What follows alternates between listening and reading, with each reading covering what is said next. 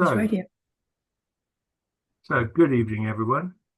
This is David Stanley, the host of the Spiritual Journey 21 on YouTube. And I also deal with other matters concerning common law and justice. And tonight, or this evening, I'm very, very lucky to have Jack and Margy with me to talk about justice in America, and hopefully that will spill over to justice in England. Yes, and I'd love to see what they've got to say. Perhaps you'd like to introduce yourselves and tell us a little bit what you do Yes. in your Sure. spare time now. Sure, Margy can begin that, but it's nice to be with you, Dave. We look forward to the program. Go ahead, Tim. Yeah, we appreciate you having us on. Jack and I have been, I guess you could say, constitutional crusaders for the last, 7 decades for him and 6 for me, because we both love the truth and we love freedom. And we think our Constitution is one of the finest egalitarian documents ever written by a people for the governance of themselves. This is supposed to be a self-governing nation. But over time, and it didn't take much time, unfortunately, after the so-called revolution, the American people got busy trying to get ahead, build a home, raise a family, make a living, run a business, what have you. And they stopped paying attention to what was going on in the machinery of government. And that was their first big mistake. And it may prove to be a fatal mistake for America, because the American people have no clue, for the most part. Not everybody, obviously. There are people who are aware, who are more awake, but the majority of the American society is not awake. It is asleep at the switch. I like to use the term under a spell, because it's as if whatever critical thinking capacity they came in with innately has been siphoned off them, and they cannot make a decision. They do what they're told. They're basically good little slaves. And of course, the system that operates here, the corporate system, which is heavily communist, as you likely know, has indoctrinated them. They no longer educate children, they indoctrinate them. We call it educated. So they're not being Can told I the truth. just ask you Sure. to expand a little bit on the communist Absolutely. bit? Yeah. Absolutely. Tell Way back us, when. Way back when. yeah, tell us a bit about how it's a communist system now, a Okay. social Well, system. let me Jack get jump into in here. this because I spoke out against communism back in the 50s when very few people knew anything about it. And there were a few others at that time, like uh, G. Edward Griffin, he was one, Maxwell was another. But very few people were speaking about communism because very few people knew that they lived in a communist nation. Okay. Well, how did it become a communist nation? From the very beginning, from the first Washington administration, okay, the very first Washington administration, because the bankers control this nation, and the bankers who control are out of England, but they're all over the world, and their boots on the ground is what you call communism. Now, that name was not known back in 1780, okay? Same premise. Yeah, but the same premise took place.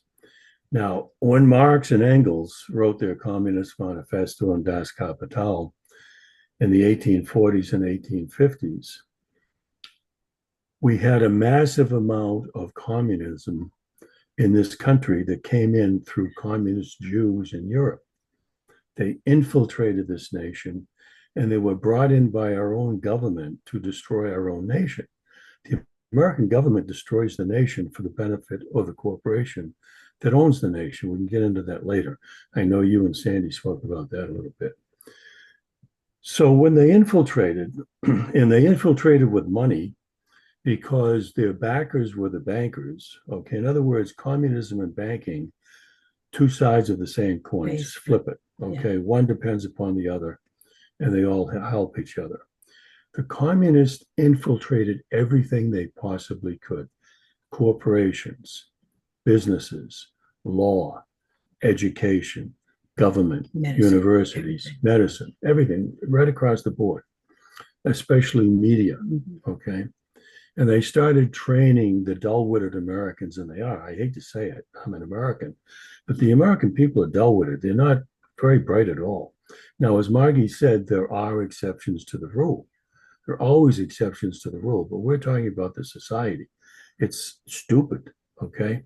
It might have some intelligence or some basic common sense when they deal with their families or they deal with their jobs, but when it comes to government and politics and reality and the truth, they have no idea, okay? They're like babes in the woods, and kind of stupid babes in the woods, okay? In other words, they'll take candy from the guy offering candy and then they'll get trafficked. It's an insane situation. So the communism came in very early, and the first major victory was what we call the War of Northern Aggression. Okay, because the South had slavery. We don't approve of slavery, but that was a small part of the South. That was not the entire South. Okay, and most of the slave owners were Jews. And most of the slave sellers were Jews, and most of the slave markets were operated by Jews. So the Jews in communism have been tied at the hip. I mean, Yeah. Hitler's major enemy was not the Jews. Okay, even Netanyahu said that, and we can't stand Netanyahu. His major enemy was communism, but you couldn't find a communist in Germany who wasn't a Jew. Okay. So the Jews have been, I mean, this is not all Jews, obviously. There's never all of anything. But when you're talking about the power structure within the Jewish element or the Jew element is communistic and wants to destroy and achieve everything it can. So the first victory was the War of Northern Aggression. Okay. After that, they pretty much controlled everything. We fought the First World War, not for the benefit of, well, certainly not for the benefit of America. Okay. It was for the benefit of communism. Now, the Kaiser in Germany wanted to stop communism. All right. Just like Hitler wanted to stop communism. And that was the main reason for the First World War, to get rid of the Kaiser and allow communism to infiltrate Germany. And after the First World War, it flooded in, just like it flooded into America. Okay. Same with the Second World War. Hitler wasn't a saint. Okay. None of them were. No leader is a saint. But as far as leaders are concerned, he was a much better man for his own people than any leader that has ever existed in this country. Okay. He was concerned about his own people and the fate of his own nation. And the Germans fought to the death because they knew there was no salvation. Okay. They either had to win or they were going to die. All right. And look at Germany now. It's run by communism, just like America is run by communism. The Jews own virtually everything in America of any importance whatsoever. And the vast majority of them, if not card-carrying communists, believe in the communist ideal. Okay. And the communist ideal is to control the people. In communist countries, okay, it's communism for the people and intense capitalism for the wealthy. And the wealthy rule this nation, lock, stock, and barrel. Now, we've had a communist nation all this time, and the people never knew it. They had no idea. The people never should have fought the War of Northern Aggression, but they're so stupid they did. They never should have fought the First World War under any circumstances for the benefit of communists and Jews. What are you, crazy? But they did. And the same with the Second World War. So communism rules America. It rules it through bankers and it rules it through the extreme wealthy. And there are a lot of extremely wealthy people in this country. Mm-hmm. Quite. Having said that, there, as far as I know, there are two groups of Jews. Yes. Yes. Yes. And as far as I'm concerned, the Jews that I like to think are the good Jews are those that have God's plan in their heart. Yes, which is perhaps not the same as the other Jews that have a communist manifesto in their heart. Yes, that's Yeah. true. So, Those, so, so you can't lump them all together. no, we don't. In fact, when we speak, the Jews that we're speaking of are actually not really Jews in terms of being Semitic Biblical and Jews. biblical Jews, because they are European. They're Khazarian, they're Ashkenazi, they are not of the biblical element. Right. Okay. Even in Israel today, probably fewer than 1% of the people there are actually Semitic. And it's really ironic that they have made the word anti-Semitic such a cause celeb, such a sort of a third rail, so to speak, Because they're not because they're not Semites. even Semites. The people they're murdering in Gaza, those are Are the Semites, and they're talking about anti-Semitism. And the gullible people just don't know how to separate the two. And Jack likes to use the word stupid. I use the word ignorant, because when people don't know something, they will, excuse me, they will act in a stupid way because they don't have knowledge upon which to base their actions. And the vast majority of American people do not have the kind of knowledge they need to make intelligent choices about government, to actually even fathom what goes on politically, because they're swayed by the superficial. What candidate's hair looks nicest, and how their children photograph, and what kind of suit he wears, or does he have a cute little dog to pat when he's waving to the camera. These are the kind of things that have been sort of inculcated into the consciousness of Americans, rather than looking deeply for substance. Most candidates today are basically puppets. And when we go back to how they get there, Jack mentioned the influence that these, and I'm going to put quotes around Jews because they're Zionists and they're Jews, but they're not really Jews per se from the Bible. This modern group, the Zionists, are avaricious, right? They have one goal, and that is global domination. And so they use every tactic that they can. And their favorite tactic is the media. Because when you own the media and you control most every media outlet, even most of the alternative outlets are basically being handled, you can control everything. And when it comes to politicians, it's a fact that virtually every congressman and senator in the American Congress, including both Supreme houses, Court justices. well, I'm speaking of the Senate and Right. the House right now. Right. They all have AIPAC handlers. They are given bills. This is what you will vote on. And they're all basically beholden, because most of them got campaign funds and a lot of free press in the media because of their affiliation with these people. And when they get elected, right away, the first thing they have to do is sign a pledge or write their own pledge that they will always be loyal to Israel. Now, I'm sorry, but if you're an American senator or congressman, your first loyalty is to The people. these people who are the de jure government and the republic which we created by and through our Constitution. That's it in a nutshell. And yet none of these people are. And probably 70 to 80%, possibly more by now, of the people in both houses of Congress are dual citizens with Israel. That's treason. That's treason. You cannot have two masters. Either you're an American and you are for America, or you're an Israeli and for Israel. And you know as well as I do that all the goings on in the Middle East have been fomented, aided, abetted, condoned, weaponized, paid for, and advised by the US government, which actually isn't even a government, it's a corporation. And I know Sandy discussed that with you, so I won't get into that. But the whole operation, which most Americans think is their federal government, is a corporation, and it's a fraud. It has deceived and it has defrauded for quite some time now. And it's frustrating to both Jack and me that the people still refuse to understand that they're being lied to every day, that they're being deceived, that they're being robbed. And they just don't want to go there because it's such a horrible reality, because the myth of America as being the shining beacon of light and freedom for the world still lives in their heart. But in reality, it's dead. Well, Now, when I was a young fellow, can I just, at this point, you brought up Sandy a couple of times.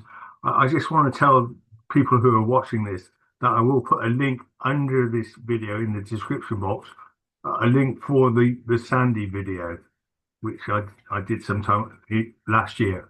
Yes. Yes. Okay, just to not to, I didn't want to interrupt your flow, Oh, you're but fine. there we go. So, I wanted to say when I was a young fellow, I grew up during the Second World War as a young fellow. And I would see people coming home, American servicemen, without arms, without legs, without shoulders, half of their face is gone, okay, mentally defective, they had the jitters all the time. They Shell couldn't shock, they used to exist. call it. Now it's Yeah. PTSD. And I'm saying, what in God's name is this? Why are people, Christian people, fighting other Christian people for the benefit of communists and Jews? And I knew the difference in those days, okay? This is insanity because the American people are not only stupid, they're insane. I mean, let's look. I put it right where it is. I put the truth and reality where it is. You can couch the truth and put lipstick on it, okay, but it's still the truth, okay? And the truth is that the American people don't know a damn thing about their own country, and they've proven it over and over and over again. And frankly, Margy and I are pretty damn sick of it. And like she said, virtually every congressman, it's not 70%, it's close to 100% of all congressmen and senators, and I understand Supreme Court justices and many of your federal court justices have Jew handlers who tell them how to vote and what to vote and what to lobby, okay? And they have to sign the pledge, not after they're elected, before they're elected, that they will support Israel beyond the United States of America. That's treason. That's absolute treason. Do the American people know this? No. Do some of them know it? Yeah. Do they do anything about it? No. Do we? Well, we've tried, but no one's interested. No one cares. Okay. Well, what do you think people could do? Yeah. Well, If there was a message you had to send out today, yes, what do you think the American people could do? They could do what we do, but they never will. Okay. Because for 70 years we've tried. Anytime, and I'll give you a brief understanding of what we do. Anytime we have a problem with any form of government, any type of court, corporation, or what have you, we are our people, not just us. We are our people. We write an affidavit, which is our style affidavit. It's very different from any type of affidavit anyone else writes. Okay. And in that affidavit, we declare who and what we are. And we specify all of the unconstitutional actions that have been committed against us by the person to whom we're writing the affidavit. Okay. It's official. And we're stating that in this affidavit, all of our charges are true, correct, lawful, valid. All right. If you disagree with any of these charges in this affidavit, this is to the recipient now. If you disagree with any of these charges in this affidavit, then rebut those charges in your own sworn and notarized affidavit and support those charges in truth, fact, valid, law, and evidence. They never rebut. Why? Because we're based in truth, fact, valid, law, and evidence, and the public official or whoever is a corporate executive cannot rebut and base his rebuttal in truth, fact, valid, law, and evidence, therefore never does. Now, in 70 odd years, actually a little more than that, and this is not an exact figure, but it's an estimate, we and our people have written over 100,000 affidavits, and that's on the low side. Not one has ever been rebutted, not one. Okay. Therefore, all of the people to whom we wrote admitted to and agreed with all of our charges and claims. Therefore, when we go to court, which we have many, many times, our affidavit stands as fact and truth before the court. Okay. Your admissions, yeah. There is no rebuttal to our affidavit. All right. Do they not rebut it in court? They don't rebut it ever. In court, out of court, they never rebut it, period. Okay. Therefore, since our affidavit is telling the truth, to which our opponent admits, because our opponent is admitting to all of our charges, there's no controversy before that court to hear. And since the court convenes theoretically, and this is a fraud too, Mhm. but theoretically convenes to hear the truth and resolve controversies. We've told the truth in our affidavit. There's no controversy, and the victory is ours, and our victory rate is nearly 100%. This is over thousands and thousands of cases over the years. That's what the people could do, but they don't. Now, people will do it individually for their own particular situation. There are many thousands who have done this and have won, but there's not one in the country, or not one group in the country, that would use affidavits massively against their government structure to change any governmental program in this country. That's what they could do, but they never do, and they won't.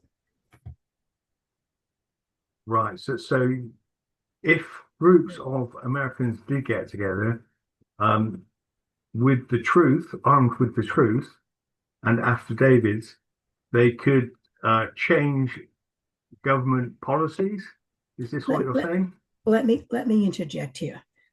Let's go back before even talking about the affidavit. The Constitution for the United States of America, Circa 1787, as amended with the Bill of Rights in 1791, is the declared supreme law of this land.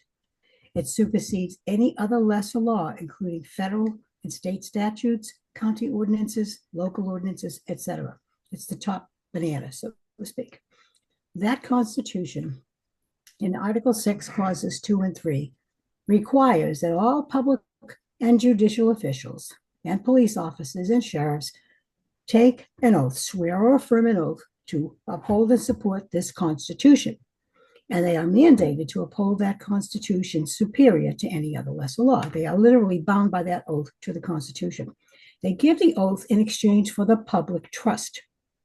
So when a public official acts in a manner that is violating the Constitution and denying rights guaranteed therein to the people, and these are inherent rights, the Constitution doesn't give us our rights. The Constitution, by and through the wisdom of our founding fathers, recognized that we have inherent rights from our Creator. So they established the Bill of Rights to demonstrate this and to secure them by and through the Constitution.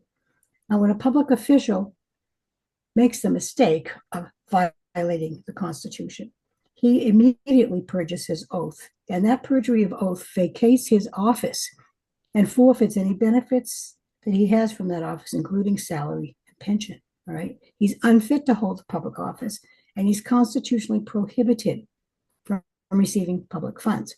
Sections 3 and 4 of the 14th Amendment, which are self-executing, meaning they don't need additional legislation to have lawful force and effect, is what we call the constitutional solution for constitutional violations. And we have used this ourselves many times, and have helped some of our students do that. And by and through our efforts when we lived in New Mexico, we were successful in removing around 4 dozen political, governmental, bureaucratic, and law enforcement personnel who were criminal. including judges. Yes. And were not upholding their oaths to the Constitution, were not upholding the rights of the people, and were in fact acting against them. Now, if we could do it, anybody can.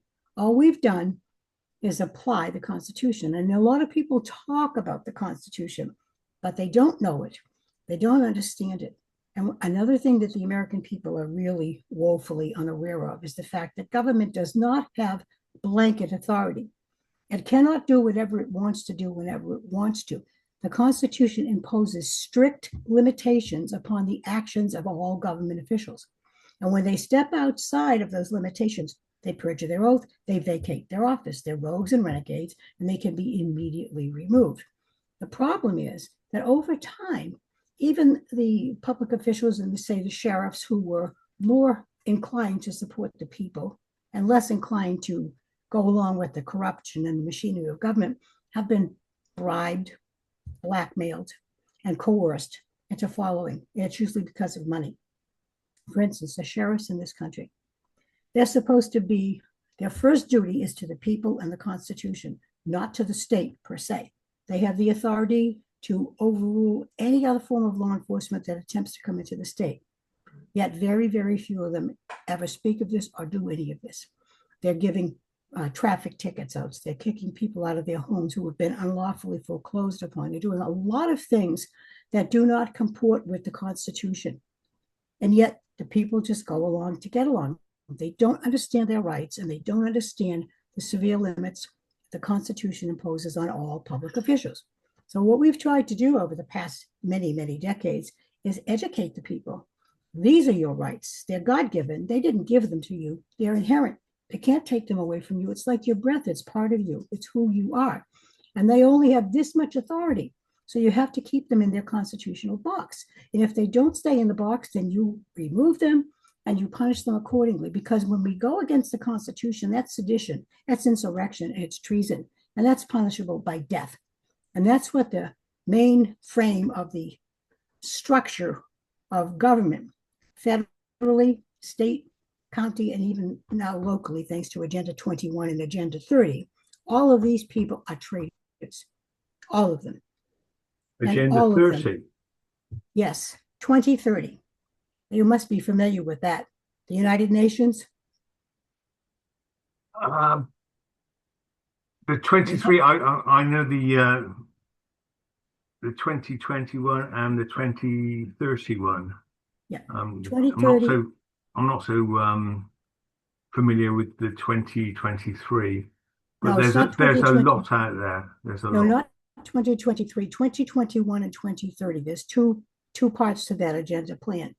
And right. both of those agendas have been insinuated even down to the local city, town, and hamlet level in this country. Because people come to us all the time and they say, we don't understand why our city council did such and such, or why our mayor is doing this or that. They're doing it because they've been told you have to do this or else. And you have to understand that the system in this country is pernicious. It bribes politicians and bureaucrats, and it blackmails politicians and bureaucrats. So as soon as they step out of line and start getting a conscience and want to stop what they're doing, and they want to think, well, maybe I need to help the people, the system, the powers that be, the handlers come down on them like a ton of bricks. Or they're killed. Or they are murdered. Or put in jail for the rest of their jailed. lives. Yes. All right, now let me answer your question. Hang on, just let me stop you there, because we're going to run out of time in a couple of minutes. If you want to continue with this, we can do a part 2. I can send you another link. If that's what you want to do. Yeah, we can continue. Yes. Yeah. Okay. So continue just until the end, and as soon as it cuts off, I'll send you another link. All right, David. Now you asked the question: if a lot of people were to use this method, buying through the affidavits, could they make a difference? And the answer is yes, but they don't. And I'll give you 2 examples. One is a national example, and one is a state example. We'll give you hundreds, but I'll just give you 2. Okay. May not be time. You will continue. Remember the crisis that hit us in 2019, the crisis in which people had to take the jab. Okay. Yeah, the C word. Yeah. Okay. Yeah. That was all over this country. Okay, like stink on a pig. Very fast. It came from nowhere. All right. We went into a communist takeover. We already have a communist nation, but we went into a dictatorial communist takeover by which the government shut everything down and told people what they could do and what they couldn't do. So there's your communist proof. Yes. Yes. Yeah. And one of the major things that most people were shocked about, and they shouldn't be shocked about anything, but they were, was the Biden mandate that everyone get the jab or be fired. Okay. Now, America's a big country. We've got like 333 million or something people here. All right. So people know us. We've been around for 70 years. So people know us. So we've been receiving, or during that time, we received thousands of phone calls and emails from people who said, look, I don't want to do what Biden wants me to do by taking the jab, right? But unless I do it, I'm going to get fired. What can I do? So we said, write an affidavit like we do, write an affidavit. We said, go to our website. We have templates of affidavits you can write. You have to put in your own charges and what have you. And if people said, I don't know what to charge them with. I don't know how my constitutional rights were violated. I don't write English very well. The American people are not only stupid, they're insane. I mean, I mean it. No, I mean it. If Americans are listening to this, you're stupid people and you're insane with some exceptions. And thank God for the exceptions. Because if we didn't have the exceptions, we'd be in holy hell right now. Well, Okay. hang on. I'd like to correct that. Not stupid, but uneducated and deliberately uneducated. Yes. The Oh. education system deliberately dumbs them down. Yes. Yes. By design. Yes. Yes. But I don't want to get off the point here. But the point is, they allowed themselves to be dumbed down, and that makes them stupid. Okay. If you don't, if you're a man, okay, or a woman with courage, you don't do what someone else tells you to do. You know do it's what wrong. you want to do because you know it's the right thing to do. You don't do the wrong thing to do because someone tells you to do it. That's what I mean. All right, so let me get back to this situation. All these people wrote us, called us. We said, write affidavits. They didn't know how to write the affidavit. They didn't know how to make charges. So we said, okay, we'll write an affidavit, Template a template. All right, a template. that everyone could use. Yes. And this was given originally to the people in the airline industry because the airline industry was very, very adamant. You have to take the shot or you don't fly. You have to take the shot or you can't be a pilot. You can't be a stewardess. You can't work on the ground. Very adamant. Okay. So we got this to employees of the airline industry first, and then it went viral to everyone. Well, within 10 days, roughly 10 days, maybe no more than 2 weeks after the affidavit went out from these workers to the airline executives, all of a sudden, Southwest, which had been very strong on its mandate, you have to get the shot or you're fired, dropped its mandate. No explanation, just dropped it. Okay. The next day, American dropped its mandate. The following week, Delta, then Frontier, and a bunch of airlines dropped their mandates. Then corporations and businesses, okay, across the country, not all of them, but a lot of them, dropped their mandates. And cities and towns. Cities and towns dropped their mandates. Why? Because the employees or the people, workers, I hate to use employees, sent these affidavits to their job providers, okay? Now, what did we do in the affidavit?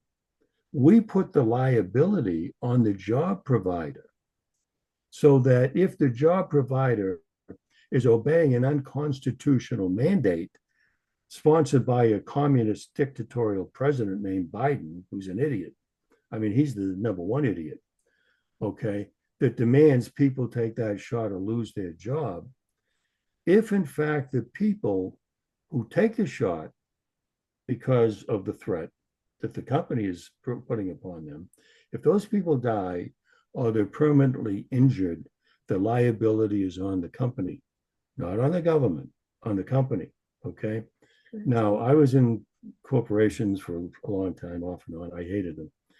But in corporations, the presidents just want to make money. All right. They're not interested in anything else but making money. They lie, cheat, steal to make the money. Okay. They commit fraud to make the money. The lawyers look at liability. And the lawyer said, oh my God, that mandate by Biden is unconstitutional. If we follow that mandate, we got 2,000 workers and 600 of them die or get injured, we have the liability. No, we're going to drop our mandate, okay, all across the country. Then 2 months later, roughly 2 months later, it went to the Supreme Court, and the Supreme Court killed the Biden mandate as unconstitutional, okay? So that answers your question. If a large group of people will do this, can the affidavit be successful? The answer is yes. But that's the only time on a national basis the American people have done it. Because it was self-interest. No, wait a minute. Yes, yeah, self-interest. In other words, I didn't want to lose my job, so what am I going to do? I don't know how many thousands of people across the country use that mandate. Use that affidavit. Not one of them called us back to say thank you, okay? Or not one of them passed it forward to help other people. That's the nature of the American society, okay? It's just the way it is. The second one is this, the state of New Mexico. Long story short, You want to tell it? Go ahead, you tell it. talking about Yeah, the PNM. P&M is a public service, supposedly. It's an electric company that has great spread and sway in New Mexico and a lot of political connections and clout. We used to live in the town of Las Vegas, New Mexico, which is a whole other trip. Anyway, at one time back in the 70s, P&M had built a power plant in the midst of an old neighborhood, adobes, I mean, really classic New Mexico, filled with elderly people and women and children. And the plant was supposed to be a clean burning natural gas plant. Well, as luck would have it, or as the liars go, the plant was a diesel plant. And every so many days, the diesel trucks would go up and down the streets. It was on a hill. And it was a very hilly, like in a bowl. And the fumes from the plant and the trucks were just lingering about. Well, obviously, the elderly people started showing symptoms, heart and lungs right away, as did the other younger residents over time. So eventually,